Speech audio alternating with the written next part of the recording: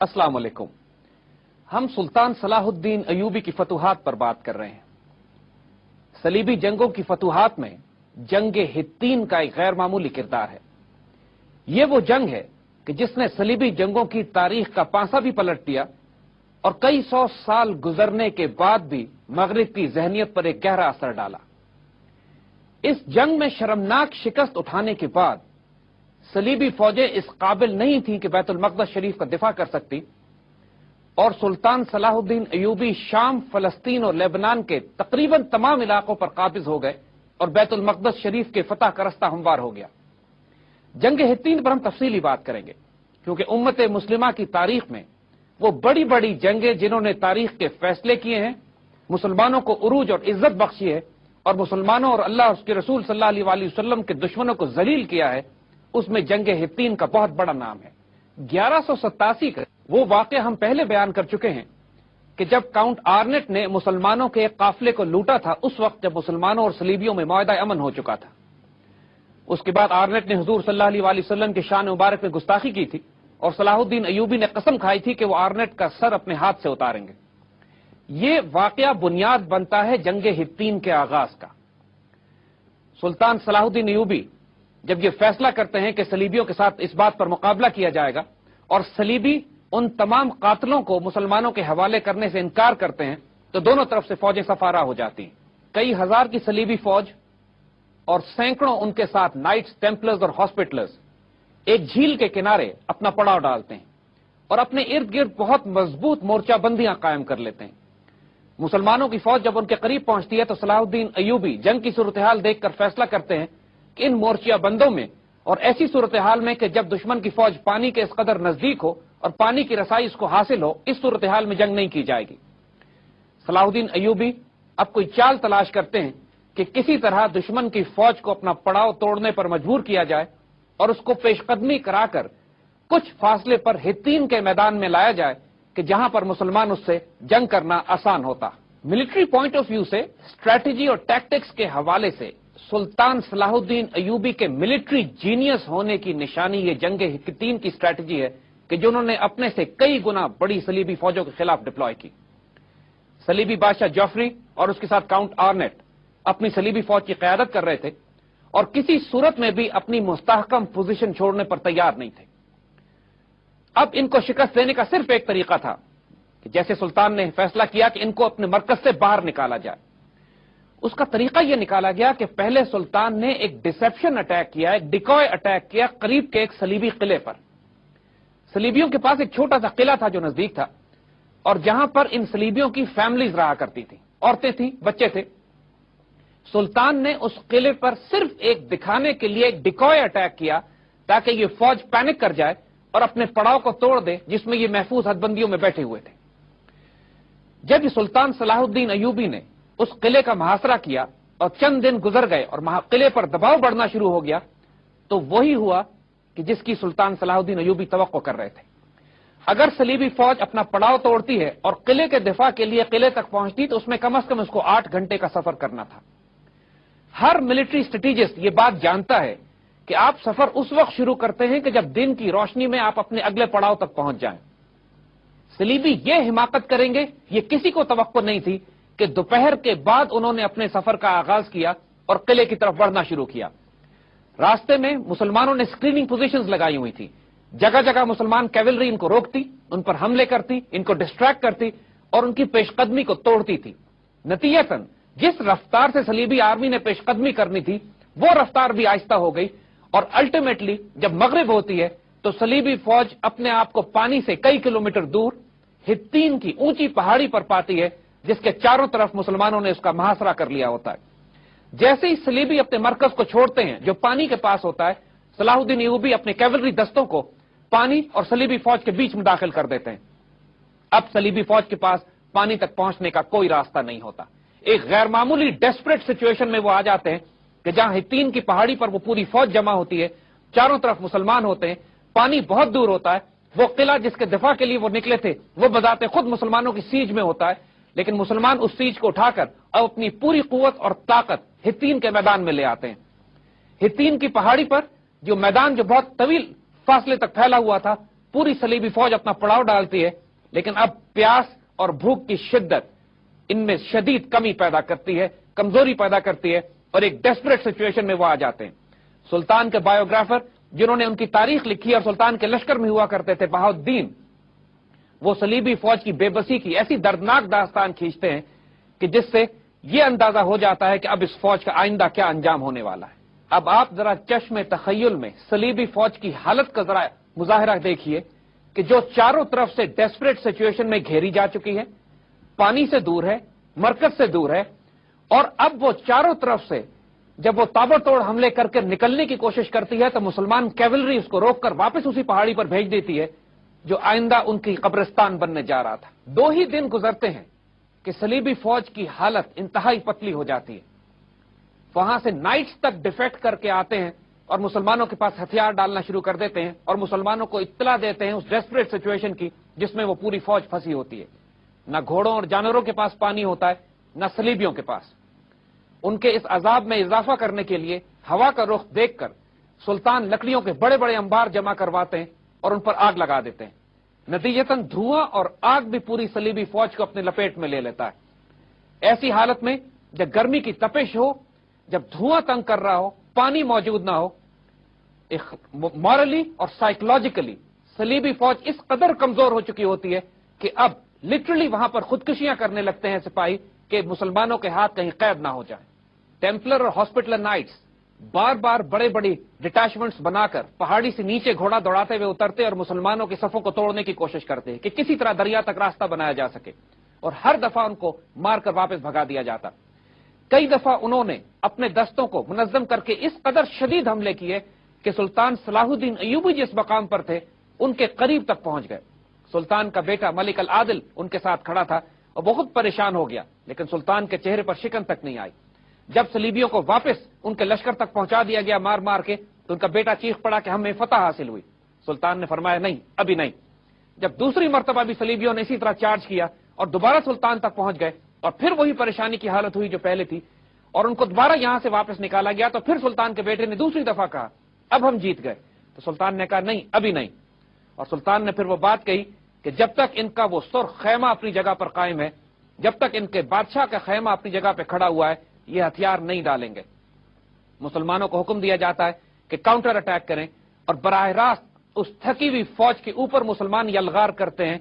कि जहां पर हालत यह हो चुकी होती है कि घोड़े प्यास से मर चुके होते हैं और नाइट्स अपने कई मन के बॉडी आर्मर्स के साथ भी घोड़ों से उतरकर पैदल जंग लड़ने पर मजबूर होते हैं। वो अपना आर्मर उतार के फेंक देते हैं और नाइट्स की जो स्ट्रेंथ थी, उनके बॉडी आर्मर और उनकी कैवलरी, जब वो खत्म हो जाती है तो नाइट्स में और प्यादा सिपाहियों में कोई फर्क नहीं रह जाता और मुसलमान गाजर और मूली की तरह इनको काटना शुरू करते हैं। थोड़ी देर गुजरती है कि पूरा मैदान जंग में सिर्फ या लाशें होती हैं या वो कैदी होते हैं जो अपने आप को मुसलमानों के हवाले करते हैं, जिसमें कई 100 टेम्पलर और हॉस्पिटलर नाइट्स भी हैं जो सुल्तान के हाथ आते हैं। इस जंग के बाद हाल ये होता है कि एक एक मुसलमान सिपाही 30-30 सलीबी फौजियों को रस्सी से बांधकर घसीटता हुआ ले जा रहा होता है। और जो सबसे बड़ी जिल्लत सलीबियों को उठानी पड़ी, जो आज तक वो नहीं भूलते हैं, कि वो सलीब जिस पर इनका दावा यह था कि ईसा अलैहिस्सलाम को सूली दी गई थी, वो सलीब मुसलमानों के हाथ आ जाती है। इसको ये ट्रू क्रॉस कहते थे।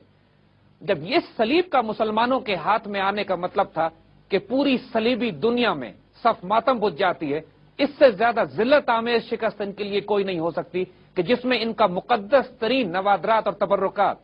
सुल्तान सलाहुद्दीन अय्यूबी के पास आते हैं।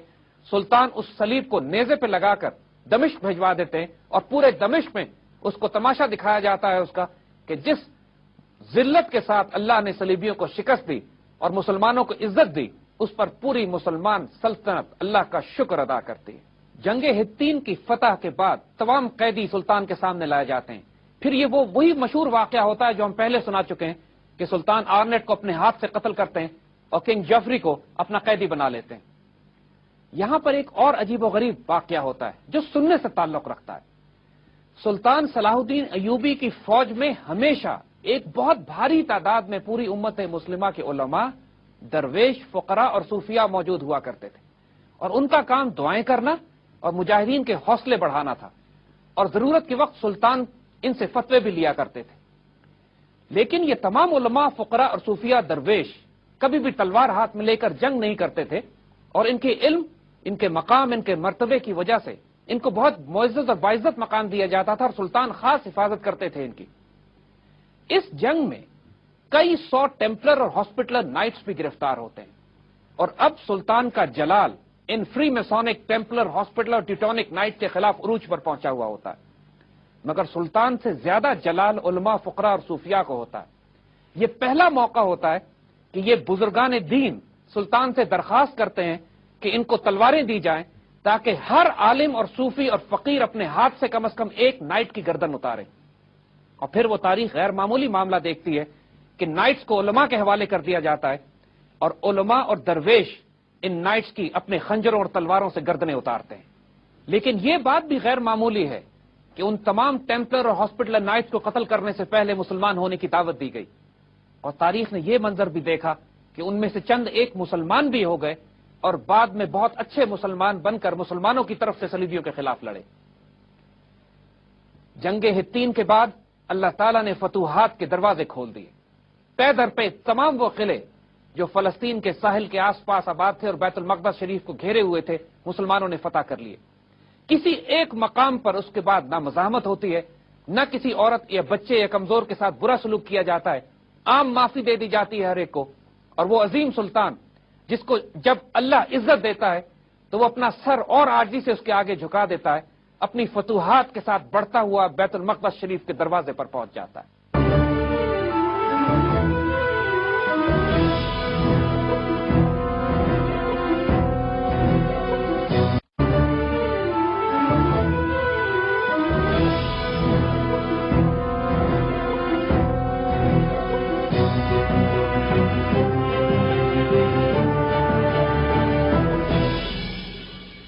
حطین کی فتح کے بعد سلطان صلاح الدین ایوبی آس پاس کے تمام قلعے فتح کرتے ہوئے بیت المقدس کے دروازے پر جا پہنچتے ہیں، اور قلعے والوں سے کہتے ہیں کہ ہتھیار ڈال دیں اور بیت المقدس شریف کا شہر مسلمانوں کے حوالے کر دیا جائے۔ قلعے کا کمانڈر انکار کرتا ہے اور مزاحمت کا ارادہ کرتا ہے۔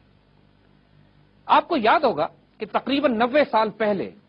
جب صلیبی فوجوں نے بیت المقدس شریف کو مسلمانوں سے چھینا تھا تو بیت المقدس شریف کے اندر تقریباً 1 لاکھ مسلمانوں کو ذبح کیا گیا تھا۔ تمام بڑے بڑے مغربی مورخ جنہوں نے صلیبی جنگوں کی تاریخ لکھی ہے خود شرمندگی سے اپنی کتابوں میں لکھتے ہیں، چاہے اس میں گبون ہو یا ہیٹی یا اور دوسرے تمام افراد کے جنہوں نے صلیبی جنگوں کی تاریخ لکھی ہے، وہ اکنالج کرتے ہیں کہ انسانیت نے اس سے زیادہ درندگی، وحشت ناک حرکتیں اور قتل و غارت اور خونریزی بے گناہ انسانوں کی اس سے پہلے کبھی نہیں دیکھی ہوگی جتنی ان دیوانی صلیبی فوج نے بیت المقدس شریف کے اندر بے گناہ اور نہتے مسلمانوں کے ساتھ سلوک کیا۔ مسلمانوں کا خون گھوڑوں کے گھٹنوں تک پہنچایا گیا۔ بیت المقدس شریف کے اندر مسجد اقصی کے صحن میں 10,000 مسلمان ذبح ہوئے، اور جو واقعات ہیں وہ ہم بیان کر چکے ہیں، اور تاریخ کی کتابوں میں اس سے زیادہ خوفناک واقعات لکھے ہیں کہ جن کو ہم اس وقت بیان بھی نہیں کر سکتے۔ اب اس کے بعد سلطان صلاح الدین ایوبی 90 سال کے بعد بیت المقدس شریف کو دوبارہ لینے کے لیے اس کے دروازے پر پہنچتے ہیں۔ جب صلیبی یہ ارادہ کرتے ہیں کہ بیت المقدس شریف کا مقابلہ کیا جائے گا اس محاصرے کا، تو 6 دن تک محاصرہ جاری رہتا ہے، لیکن 6 دن صلیبی ہمت توڑ بیٹھتے ہیں۔ سلطان صلاح الدین ایوبی نے پہلے تو قسم کھائی کہ جب طاقت کے زور پہ بیت المقدس شریف کو فتح کریں گے تو صلیبیوں کے ساتھ وہی سلوک کریں گے کہ جو انہوں نے 90 سال پہلے مسلمانوں کے ساتھ کیا تھا۔ یہ ایک جلال کا فیصلہ تو تھا اس مجاہد کا، لیکن پھر انہوں نے اپنے جلال پر قابو پایا اور عام معافی کا اعلان کیا اس وقت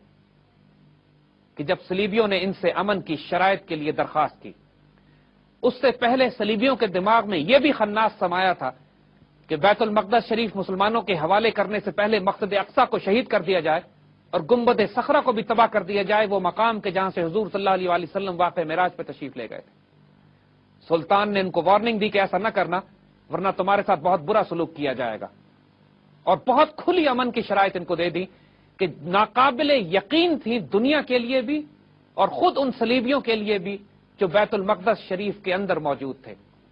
آج بھی مغربی دنیا مجبور ہے اس بات پر کہ سلطان کے کردار کی تعریف کرے۔ ہالی ووڈ نے بھی ابھی ایک جدید فلم بنائی ہے کنگڈم آف ہیونز کے نام سے، جس میں اس نے فتح بیت المقدس کا بھی شاندار واقعہ رپیٹ کیا ہے، اور اپنے تمام تر تعصب کے باوجود یہ مجبور ہیں اس کمپیرزن کو کرنے میں کہ جو صلیبیوں کا کردار تھا اور جو اب سلطان اپنا کردار اور اخلاق دکھا رہے تھے، جو حضور صلی اللہ علیہ وسلم کی سنت کے مطابق ہر اعلی مسلمان جنرل اور سپاہ سالار نے ہمیشہ اپنے اس مغلوب دشمن کی طرف دکھایا ہے کہ جب وہ معافی اور مغفرت کی بھیک مانگتا ہو مسلمان فاتحین سے۔ صلیبیوں سے امن کا معاہدہ ہو جاتا ہے۔ اب ذرا امن کے معاہدے کی شرائط بھی سن لیجئے، اتنی ناقابل یقین ہے کہ آپ کو اپنی سماعت پر یقین نہیں آئے گا۔ تمام بیت المقدس کے صلیبی اور عیسائی شہریوں کو امان دے دی جاتی ہے، حتیٰ کہ کروسیڈر اور ٹیمپلر نائٹس کو بھی اجازت دے دی جاتی ہے کہ اپنی تمام تر دولت لے کر یہاں سے نکل جائیں۔ چرچ اور پادریوں کو اجازت ہوتی ہے کہ چرچ کی تمام دولت اپنے ساتھ لے جا سکتے ہیں۔ ایک ایک عورت، مرد، بچے، بوڑھے کو صرف ایک معمولی سا فدیہ ادا کر کے رہائی کی اجازت دے دی جاتی ہے۔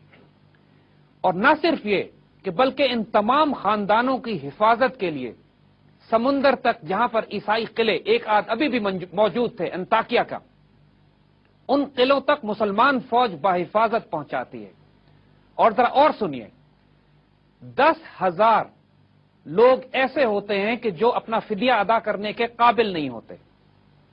ان کا فدیہ سلطان اپنی جیب سے ادا کرتے ہیں۔ کئی 100 عورتیں روتی پیٹتی سلطان کے پاس آتی ہیں کہ ہمیں آپ نے نکلنے کی اجازت دے دی ہے، بچے ہمارے ساتھ ہیں، لیکن ہمارے مرد جنگی قیدی ہیں آپ کے پاس، جو ہتین کی لڑائی میں اور آس پاس کی لڑائیوں میں آپ کے پاس قید ہو گئے تھے، ہم ان کے بغیر تباہ و برباد ہو جائیں گے، ہم پر رحم کیجئے، ہمارے مرد ہمیں واپس کر دیجئے۔ ان کی آہوزاری اور بے بسی کو دیکھ کر سلطان رونے لگتے ہیں، اور پوری فوج سے ان تمام مردوں کو بلایا جاتا ہے جو مسلمانوں کی قید میں ہوتے ہیں، اور عزت کے ساتھ خرچ دے کر اپنے بچوں کے ساتھ رخصت کر دیا جاتا ہے ان علاقوں میں جہاں عیسائی آباد ہوتے ہیں۔ سلطان کے بھائی نے بھی اسی طرح کئی ہزار قیدیوں کا فدیہ بھی ادا کیا، یا کئی ہزار تو ایسے تھے، تقریباً 40,000 کے قریب، کہ جو بغیر فدیے ہی کے ادا کر دیے گئے۔ کیا دنیا کی تاریخ کوئی مثال پیش کر سکتی ہے اس کرم کا جو ایک فاتح، ایک مفتوح پر کرتا ہو؟ اس وقت جبکہ 90 سال پہلے 1 لاکھ مسلمانوں کو اسی شہر میں ذبح کیا گیا تھا۔ حضور صلی اللہ علیہ وآلہ وسلم نے فتح مکہ کے بعد جو عام معافی دی، وہ مثال صرف ایک محدود نہیں رہی، ہر آنے والے دور میں ہر عاشق رسول نے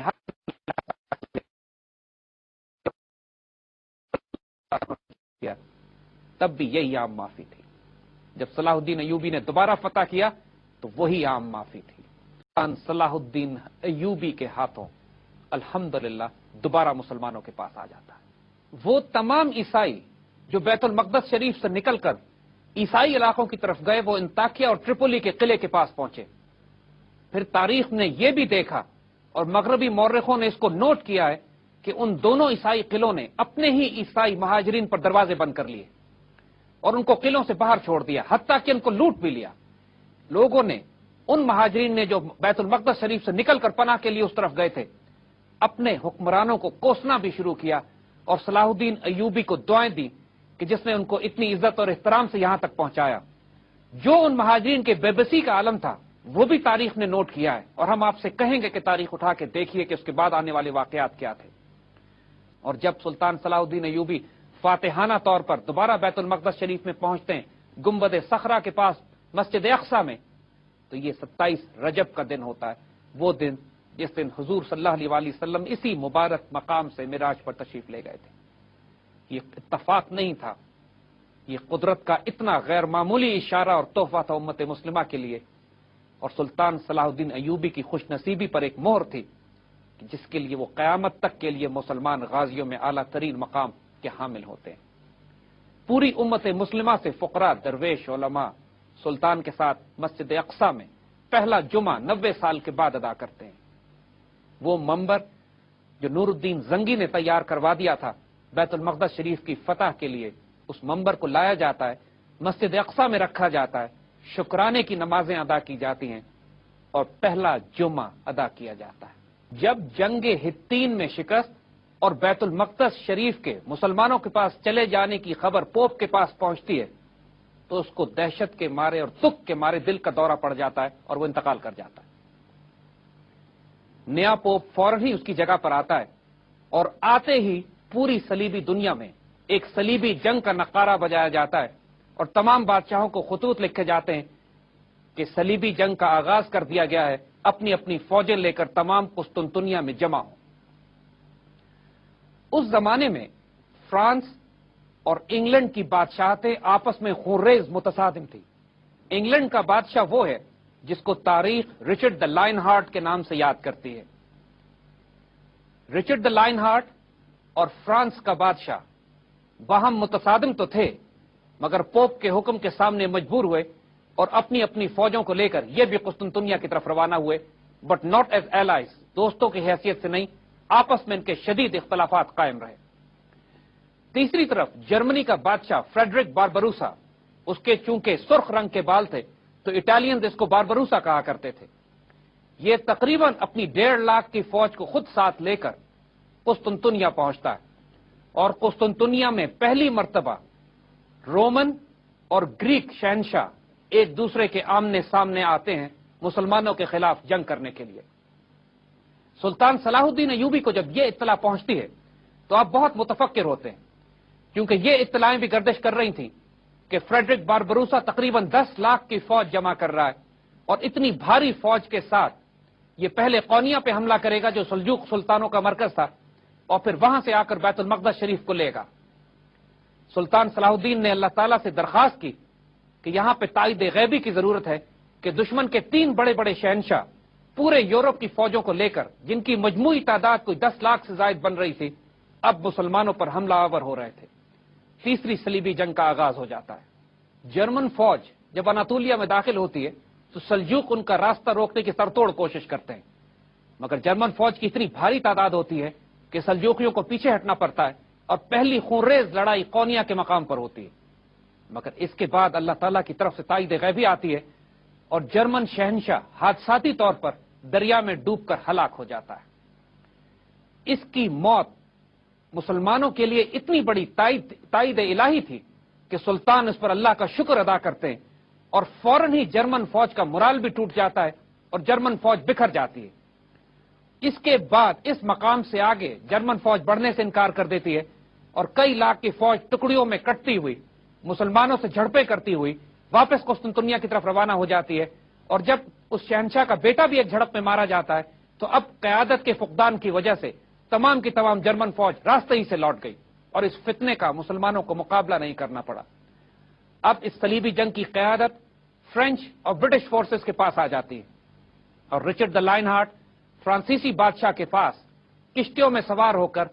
اکرا کے محاذ پر اکرا کے قلعے کے پاس لینڈ کرتے ہیں اور اپنا مرکز بنا لیتے ہیں۔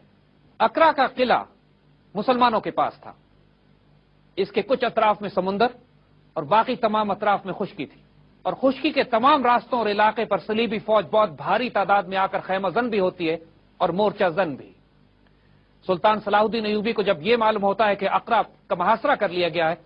تو اپنی فوج کو لے کر پہنچتے ہیں، لیکن یہ فوج اس قابل نہیں ہوتی مسلمانوں کی کہ مسلمان حملہ کر کر صلیبیوں کے لشکر کو اکھاڑ سکیں۔ کئی مہینے یہ محاصرہ قائم رہتا ہے۔ صلیبیوں کی شرائط یہ ہوتی ہیں کہ مسلمان اکرا کا قلعہ ان کے حوالے کریں، وہ صلیب جو مسلمانوں نے ہیتین میں حاصل کر لی تھی وہ صلیب ان کو واپس کی جائے، اور بہت بھاری تعداد میں مسلمان اس کو فدیہ ادا کریں۔ سلطان صلاح الدین ایوبی بہت مشکل سے اکرا کے قلعے سے رابطہ بھی رکھتے ہیں۔ یہاں پر ایک غیر معمولی واقعہ بھی رونما ہوتا ہے کہ دشمن کے بحری جہاز جو سمندر میں بلاکیڈ لگا کر کھڑے ہوتے ہیں، سلطان کے غوطہ خور پیسے اور خطوط لے کر ان جہازوں کے نیچے سے تیرتے ہوئے اکرا کے قلعے تک پہنچتے اور وہاں پہ یہ پیغام رسانی کا سلسلہ جاری رہتا۔ ایک مرتبہ سلطان کا ایک غوطہ خور اپنے پیسے اور خط لے کر غوطہ لگاتا ہے تو کسی حادثے کا شکار ہو کر شہید ہو جاتا ہے، اور کئی دن تک اس کی کوئی اطلاع نہیں ملتی۔ مگر کئی دنوں کے بعد مسلمان اکرا کے قلعے کے باہر سمندر میں تیرتی ہوئی ایک لاش کو دیکھتے ہیں، اور جب اس کو کھینچ کے نکالا جاتا ہے تو یہ وہی پیغامبر ہوتا ہے کہ جو خطوط اور پیسے لے کر روانہ ہوا تھا۔ ابھی تک اس کے گلے میں پیسوں کی تھیلیاں لٹک رہی ہوتی ہیں اور وہ خط موجود ہوتا ہے۔ تاریخ دان لکھتے ہیں کہ تاریخ میں اس سے پہلے کبھی کسی ایک مردہ شخص نے اپنی ڈیوٹی اور مشن کو پورا نہیں کیا، اور جو امانت اس کو دی گئی تھی اس کو منزل مقصود تک نہ پہنچایا، جس طرح اس شہید مجاہد نے۔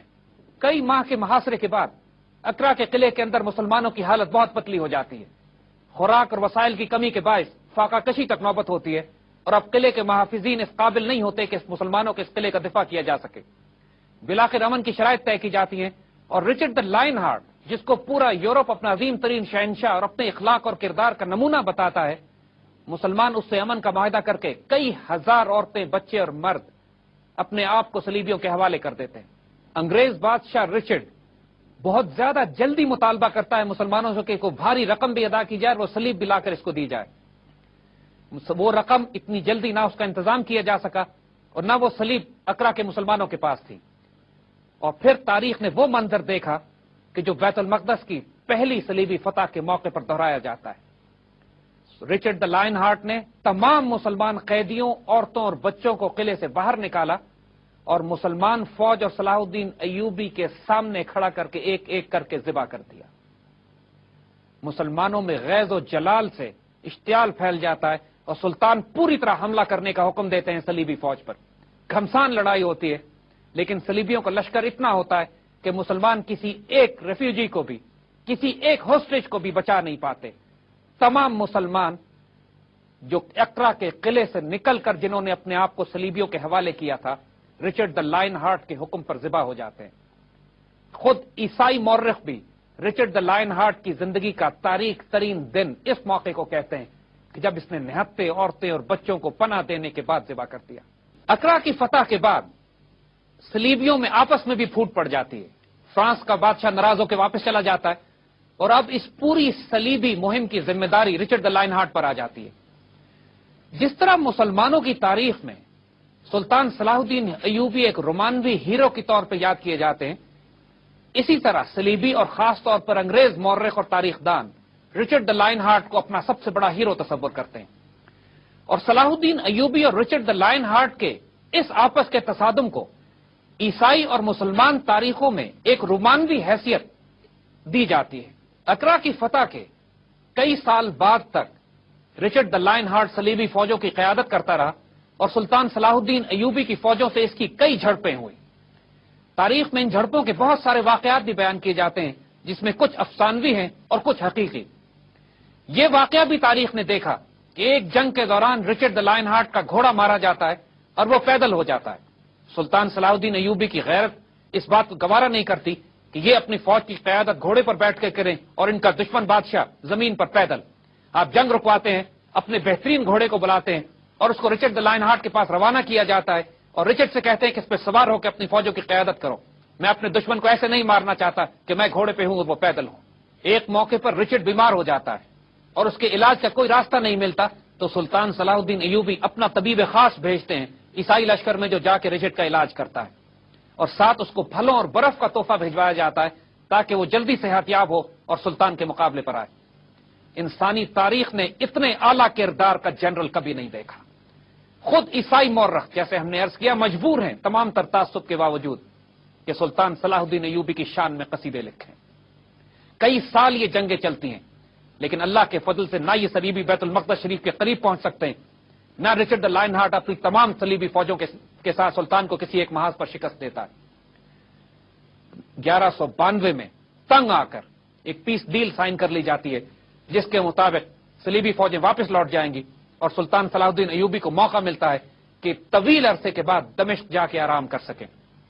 رچرڈ دا لائن ہارٹ واپسی کا سفر شروع کرتا ہے، لیکن اس کی بدنصیبی یہاں ختم نہیں ہوتی۔ اس کا بحری جہاز غرق ہو جاتا ہے اور یہ بڑی مشکل سے جان بچا کر آسٹریا جا نکلتا ہے۔ آسٹریا کا بادشاہ اس کا مخالف ہوتا ہے اور اس کو قید کر لیتا ہے۔ 2 سال تک رچرڈ دا لائن ہارٹ صلیبی مہم سے واپس جانے کے بعد آسٹریا کی جیل میں بند رہتا ہے، حتیٰ کہ پورا انگلینڈ ٹیکس جمع کرتا ہے، فدیہ جمع کرتا ہے، اور اس کے بعد اس کو رینسم کیا جاتا ہے۔ اس سے پہلے بھی غیر معمولی بات ہم آپ کو بتائیں، جب صلیبی جنگ کا آغاز کیا جاتا ہے، تیسری صلیبی جنگ کے وقت پورے یورپ میں ایک ٹیکس لگا دیا جاتا ہے جس کو آج بھی صلاح الدین ٹیکس کہا جاتا ہے۔ سلطان صلاح الدین ایوبی کے نام پر یورپین قوم اور ممالک ٹیکس جمع کرتے رہے کہ فوجیں اکٹھی کی جائیں اس صلاح الدین شیر سے لڑنے کے لیے. جو دہشت صلاح الدین ایوبی نے صلیبی دنیا پر طاری کی ہوئی تھی، نہ اس سے پہلے نہ اس کے بعد کسی مسلمان حکمران اور سلطان نے وہ مقام نہیں حاصل کیا. سلطان صلاح الدین ایوبی تیسری صلیبی جنگ کو ختم کرنے کے بعد جب صلیبی نامراد و ناکام لوٹ جاتے ہیں تو 1193 میں دمشق میں آپ کا انتقال ہو جاتا ہے. آپ کے انتقال کے وقت آپ کے پاس صرف چند درہم نکلتے ہیں اور کفن کے پیسے بھی نہیں ہوتے. آپ کے دوست چندہ کر کے پیسے جمع کرتے ہیں اور سلطان صلاح الدین ایوبی فاتح بیت المقدس سلطان مصر و شام کے لیے کفن کا انتظام کیا جاتا ہے. سلطان کا گھوڑا اور جھنڈا بغداد روانہ کیا جاتا ہے اور پوری امت مسلمہ میں صف ماتم بچ جاتی ہے. کہنے والوں نے تو یہ تک کہہ دیا کہ خلفائے راشدین کے بعد اس سے زیادہ کڑا وقت امت مسلمہ پر کبھی نہیں آیا جب سلطان اس دنیا سے رخصت ہوئے. اس صلیبی جنگ کے بعد صلیبیوں نے 5 اور صلیبی جنگیں آنے والی دہائیوں میں روانہ کی، لیکن تمام کی تمام اس بری طرح شکست سے دوچار ہوئی کہ ان کا ذکر بھی ضروری نہیں ہے. چوتھی صلیبی جنگ میں تو حال یہ ہوا کہ صلیبی قسطنطنیہ ہی میں الجھ گئے اور مسلمانوں کے علاقے فتح کرنے کے بجائے قسطنطنیہ کو فتح کر لیا. اس کے بعد بچوں کی بھی ایک صلیبی فوج نکلی جنہوں نے یہ خیال کیا کہ چونکہ ان کے بڑے ناکام ہو رہے ہیں بدکرداری اور بری اخلاق کی وجہ سے، تو معصوموں کی فوج جائے گی جو بیت المقدس کو فتح کرے گی. ان میں سے کوئی بچہ یورپ سے بھی پار نہیں کر سکا اور تمام کے تمام وہی تباہ کر دیے گئے. ان تمام صورتحال کے بعد تقریباً کئی 100 سال تک الحمدللہ بیت المقدس شریف مسلمانوں کے پاس رہا. 1917 میں ایک آزمائش کی گھڑی آئی کہ جب بیت المقدس شریف خلافت عثمانیہ کے زوال کے بعد انگریزوں کے پاس گیا، اور اس موقع پر فرانسیسی فوج کے جنرل دمشق جا کے سلطان صلاح الدین ایوبی کی قبر پر کھڑے ہو کے اعلان کرتے ہیں کہ صلاح الدین ہم آ گئے، ہمیں روک کے دکھاؤ. جو ذلت ان کو سلطان کے ہاتھوں اٹھانی پڑی تھی، اس کی ہیوملیشن اور شرم یہ ابھی تک اپنے دلوں میں محسوس کرتے ہیں. آج بیت المقدس شریف یہودیوں کے پاس ہے اور اپنے ایک اور صلاح الدین ایوبی کا منتظر. آپ سے درخواست ہے کہ اس سلطان کے لیے رحمت اور برکتوں کی دعا کیجیے اور اللہ سے دعا کیجیے کہ امت مسلمہ کی عزت اور آبرو کی حفاظت کے لیے سلطان صلاح الدین ایوبی ثانی کو دوبارہ بھیجے.